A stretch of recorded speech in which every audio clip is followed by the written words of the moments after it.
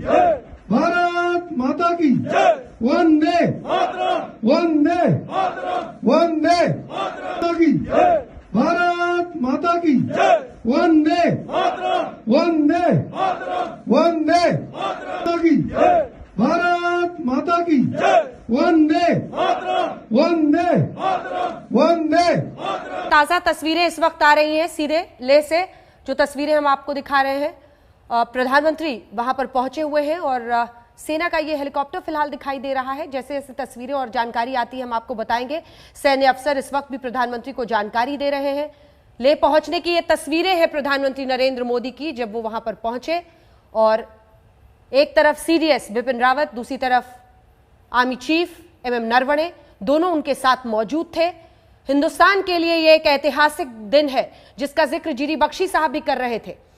देखिए, मैप के जरिए सब कुछ प्रधानमंत्री को समझाते हुए, बताते हुए वरिष्ठ अधिकारी इस वक्त आपको दिखाई दे रहे हैं। प्रधानमंत्री की सीधी ब्रीफिंग करते हुए आपको वहां पर अधिकारी दिखाई दे रहे हैं।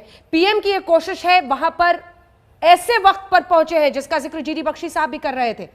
देखिए, ऐसे वक्त पर जब यह विवाद कायम है, हॉट बना हुआ है, जैसा कि खुद जीडी बख्शी साहब बता रहे थे, ऐसी परिस्थिति में पीएम का पहुंचना बहुत बड़ा संकेत है।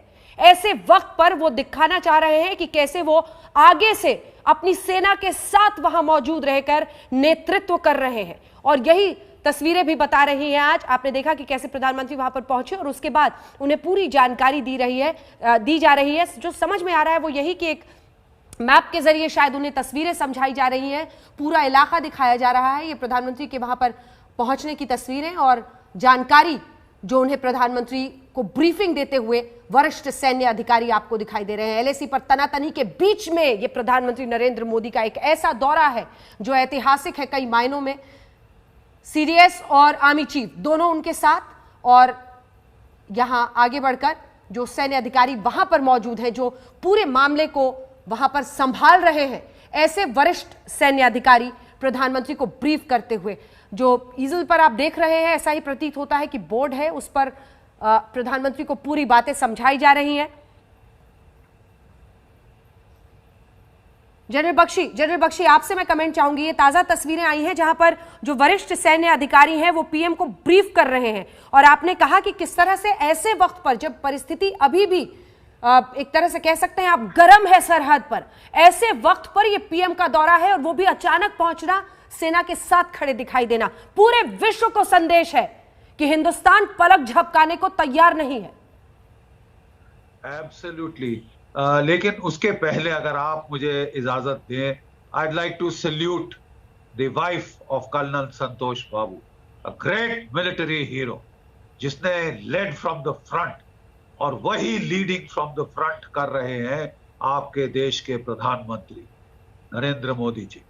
वो ही, जैसे कि आपने बताया, वो यहाँ दिल्ली में वॉर रूम में डायरेक्टरेट जनरल मिलिट्री ऑपरेशंस में उनकी ब्रीफिंग हो सकती है, लेकिन वो मौके पे पहुंचे हैं like a good field commander.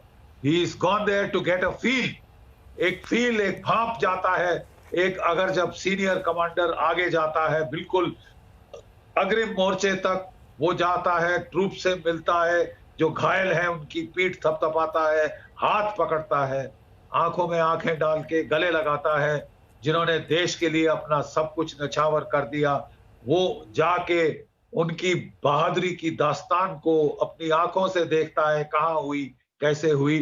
वो फील्ड कमांडर एक इलेक्ट्रीफाइंग इंपैक्ट अपने ट्रूप्स पे डालता है। और जैसे कि मैंने बताया कि ये जो विजुअल्स हैं, ये ना सिर्फ भारतवर्ष में देखे जा रहे हैं, ये चीन में, पाकिस्तान में, अमेरिका में, रूस में, दुनिया भर में ये विजुअल्स जा रहे हैं। और एक सिग्नल जा रहा है, देखिए साहब, हमें बेवजह मत छेड़िए, हमें बेवजह मत तंग करिए। हम तो कोरोना से लड़ रहे थे, अपने लोगों को बचा रहे थे। ये जबरन जानबूझकर ये जो तमाशा क्रिएट किया गया है, और ये तमाशा अभी तक तो तमाशा था, लेकिन 15-16 की रात को एक बहुत भद्दा रूप ले लिया इसने। एक कर्नल और 20 जवान शहीद हुए, जिस शहीद की पत्नी को आपने, विधवा को आपने अभी देखा, और भावुक रो रही, आंसू नहीं रुक रहे बेचारी के, घाव लगे हैं, फिर भी वो देखिए कह रही थी कि जो करना है हम करेंगे, वो लड़कों की तरफ से आश्वासन दे रही हैं आपको। ये इलेक्ट्रीफाइंग है।